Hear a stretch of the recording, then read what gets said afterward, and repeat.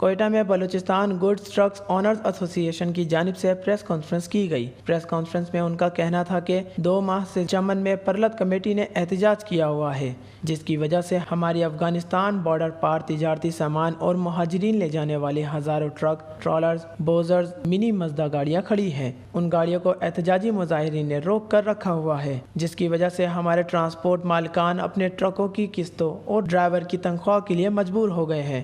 ہم ٹرانسپورٹر نے اعلیٰ حکام اور انتظامی افسران سے کئی مرتبہ تحریری اور ملاقات کر کے مشکلات سے آگاہ کیا، مگر آج تک کوئی مسئلہ حل ہوتا دکھائی نہیں دے رہا۔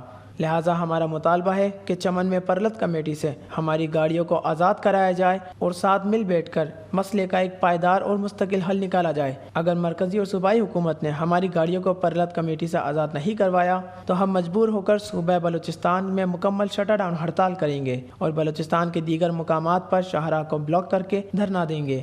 Wash news, Quetta.